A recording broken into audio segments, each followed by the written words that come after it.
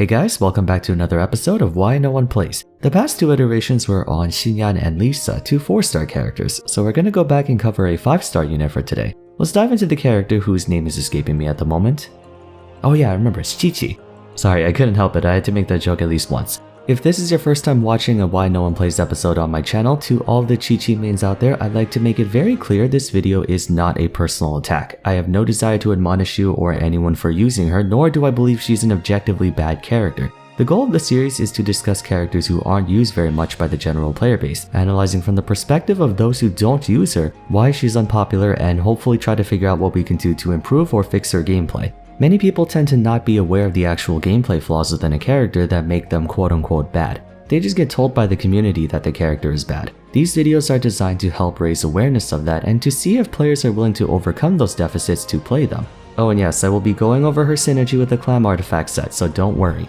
But before we do, I just want to give a quick shout out to our first sponsor on Vars 2. It's from good old NordVPN. As I'm sure many of you know by now, NordVPN allows you to mask your IP address whenever online using proxies, which can protect you against DDoS attacks, tracking, or the like. Also, if by chance you live in a country that restricts access to content like movies and games, you can change your virtual location to somewhere that isn't to circumvent that. This month actually marks Nord's 10-year anniversary, so they have a special gift for anyone interested. By purchasing a 2-year plan, you receive an extra month free along with a special gift of an additional month, year, or 2 years on top of your total subscription time. So if you're lucky, you can get up to 4 years for the price of 2. If you still don't have a VPN yet, I highly suggest you check out Nord using the link on screen or in the description. They have a 30-day risk-free money-back guarantee, so if you don't think you're getting your money's worth, then a free refund is waiting for you. Thanks again to NordVPN for sponsoring the video, but for now, let's get back into it. Qiqi's reputation in Genshin is one of disappointment. Out of the 5 permanently available 5 stars, Diluc, Qiqi, Jin, Mona, and Chichi, she's almost undoubtedly the one people hope they don't get. Having been power crept significantly by more modern units, they're not as good anymore, but each of them still have a purpose. Qiqi and Diluc are still relatively serviceable as main DPS units if you're just starting out. Jin is an all-around solid support. She can crowd control enemies with her elemental skill, and her ultimate is a party-wide heal plus animal cleanse. She's very consistent at both too. Mona is more on the niche side, but there's no one better at amplifying vaporize reactions than her. Then there's Chichi, who's also a healer. To lay down some context on the gameplay faults, I want to go through all of her talents in detail as they painfully illustrate why she's unpopular. So let's begin with her elemental skill. Adeptus Art Herald of Frost. It conjures what appears to be a ball of ice, dealing a small amount of cryo damage to nearby enemies before orbiting around the active character, periodically swinging around dealing repeated cryo damage for 15 seconds. During that time, the active character regenerates health, scaling based on Chichi's attack. If she's the active member, her normal and charge attacks heal her party, and if you're in co-op, nearby allied players with each hit.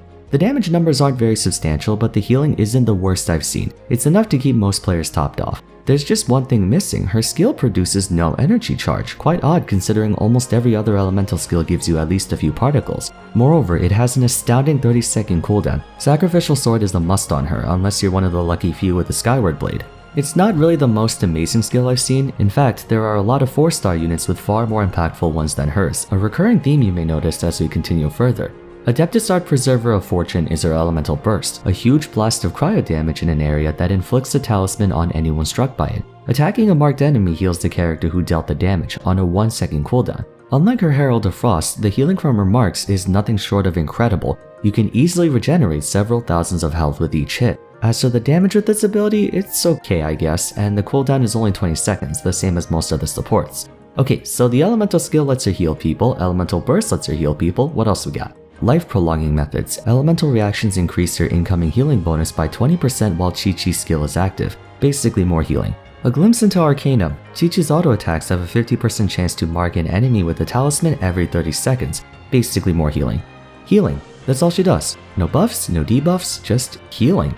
It's a lot of damn healing, make no mistake, but it's just healing. Besides periodically applying cryo damage to enemies, Chichi doesn't really do anything other than heal her party. By looking at her base talents alone, I'd be hard pressed to even call her a 5-star considering she's essentially Barbara but for cryo instead of hydro. She's the dedicated healer to end all dedicated healers. Her entire kit is predicated on health regeneration, which if you remember my episode on Kokomi is not in very high demand at the moment. Genshin Impact is not a test of endurance, it's a DPS race. I sound like a broken record by now, but the game's existing content does not necessitate healing to that extent. In other words, for a healing support to be worth considering, they have to provide something that can either directly or indirectly augment a party's combat efficiency in some way, shape, or form. At the very least, serve as a battery for your team, which Qiqi can't even do as she doesn't generate particles with her skill or auto attacks. Perhaps her constellations can remedy this. What do we have to work with? Ascetics of Frost gives Qiqi 2 energy whenever Herald of Frost hits a talisman marked enemy, not the active character, just her. Frozen to the Bone increases her normal and charge attack damage against cryo-afflicted opponents by 15%. Just one thing, she's not a damage dealer, she's a support. That would be as useful as Zhongli getting a 15% attack boost. Divine Suppression lowers the attack of marked targets by 20%. Finally, our first somewhat useful non-healing buff, except damage reduction pertains to your party's survivability, which is redundant for her because she renders your active character virtually indestructible through all her different regenerations. Now, Rite of Resurrection does have something that might be of use, especially in Spiral Abyss where the usage of curatives is forbidden. Casting her ultimate revives all fallen party members and juices them to half health. It's a 15-minute cooldown, but that's quite game-changing. No other unit has a built-in revive, I don't think. Oh wait, no, there's Max Constellation Barbara, I forgot about that. But once again, despite how situationally amazing it would be to have that, it's on a character who provides nothing but healing. No boost to your damage, no increased ease of elemental reactions, no crowd control, no super armor, no elemental cleanse, absolutely nothing but healing. There is a plethora of 4-star characters well known for their supportive capabilities. Reason being is that they cover multiple bases, thus increasing their consistency. Yes, in a situation where survival is the X factor, not DPS, Chichi will undoubtedly outperform anyone. She's literally the best healer in the game, no question about that. But therein lies why people would rather play anyone else but her. Healing at the moment is too situational. It's kind of like buying a $200 piping bag to put icing on your cake. It's a very handy tool if you enjoy baking, but unless you run a bakery or catering service, how often does the average person bake a cake that warrants them wanting to buy a $200 piping bag? Kokomi's shining virtue is that she's a battle healer. While sustaining her party, she can temporarily serve as a competent sub-DPS. Players who have her can attest to this. Does she carry the same power as Child? No, but you can provide your team some much needed sustenance without sacrificing too much DPS uptime. Even as far as healing is concerned, consistency becomes a problem.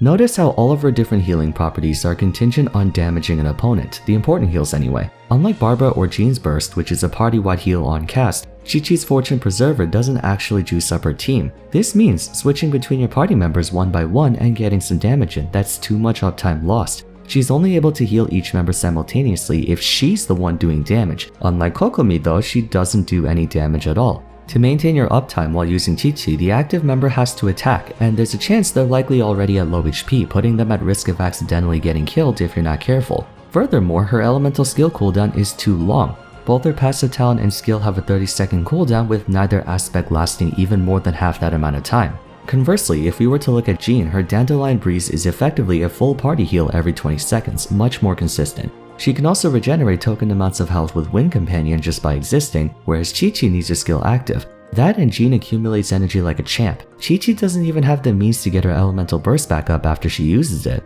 Now if you're looking for cryo application support, then Diona might as well just be a better version of her in that regard. Her signature mix is a lot like Bennett's Fantastic Voyage. By standing in a drunken mist, you continuously regenerate health, and enemies who stand in it take repeated cryo damage. Her Icy Paws also give you a shield to protect yourself even further.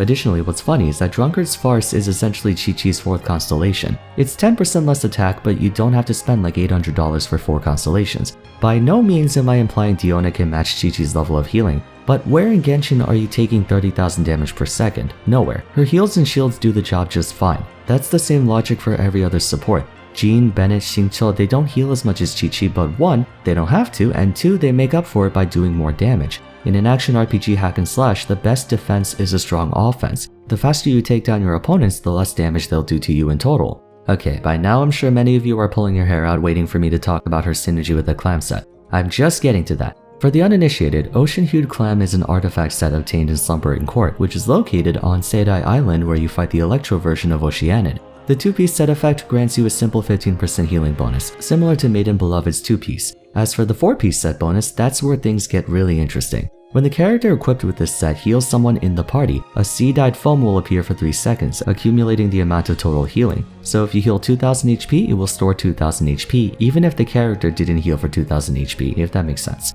After 3 seconds, the foam explodes, dealing damage to nearby opponents based on 90% of the stored amount, and it has a 3.5 second cooldown. You can hold up to 30,000 health per sea-dyed foam, and the effect can be triggered without the equipped unit being the active member. I don't know about you, but that has Qiqi's name written all over it. She has virtually no active healing, her entire shtick is off-field healing, and as previously established, when it comes to strictly healing, there's no one better than her, not unless you have a decked out Kokomi, which I know very few people do, as almost no one pulled for her. To his credit, Ocean-Hued Clam solved one of the crippling issues that plagues Qiqi, being her non-existent damage output. 30,000 damage isn't the most, but for support it's enough to contribute several hundred thousand over the course of a drawn-out fight. I haven't used it myself, but I definitely see the potential. This set was able to unlock Kokomi's potential drastically. She's quite powerful as a sub-DPS now. Unfortunately, there's a key difference between the two. Kokomi already had the potential to do good damage, she just needed a bit more, whereas Qiqi had no damage and now has a little. You can think of it as a B student becoming an A student versus a D student becoming a C student.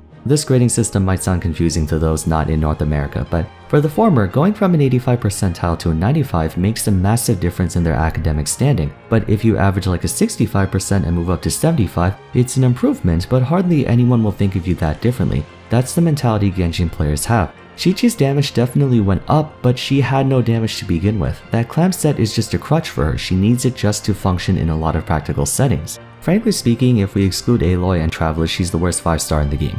Is she useless? No, but other characters just offer so much more. Bennett gives you healing and an attack boost, Jean gives you healing, crowd control, and Animo Cleanse, and if you manage to get her up to C4, you get bonus movement and attack speed as well as 40% Animo resistance reduction. That's pretty serious. Diona gives you healing, shielding, more consistent cryo application, and that sweet 200 elemental mastery. Kokomi has healing and damage output, and I can't believe I'm about to say this, but even Barbara is better than Qiqi in a lot of instances. She gets 15% bonus hydro damage on C2, and has the exact same revive mechanic that Qiqi does, albeit to only one person. But she's a 4-star, you can max Constellation her in a single banner as opposed to dumping a month's rent.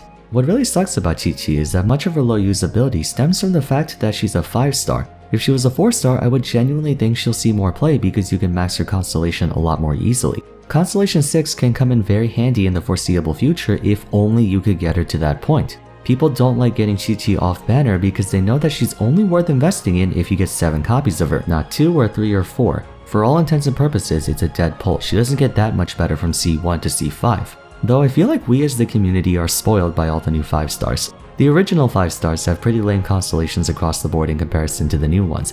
Max Constellation Xiao breaks the game. Just by attacking 2 opponents, you get a free use of lemniscatic wind cycling. Ganyu C6 as well. She gets an instant charge level 2 aim shot just by using her E. Hell, their base forms are pretty broken, let alone their constellations. Now, I know what I said at the beginning of the video might come off as disingenuous after explaining all the reasons why there's almost no incentive to use her over any other support. The goal of Why No One Plays is to encourage players to give them a try by laying out all their flaws and then letting you decide if you're willing to put up with it for a new experience. As an answer to that, there is one possible way we can see Qiqi's viability go up, and that's enemy power creep. From what we've seen so far in newer iterations of Spiral Abyss, and the new areas like Inazuma and Enkanomiya, monsters are becoming more deadly. We're starting to run into situations where small healers like Bennett are not quite able to top off a team by themselves. Rift Hounds punish players for using only shields like Zhongli, so we'll eventually get to a point where a dedicated healer will soon be a requirement. I'm not sure if that'll bring Qiqi up to the same level of usefulness as Jean or Kokomi, but the rising concern for survivability might pose a way for dedicated healers to be future-proof to some extent.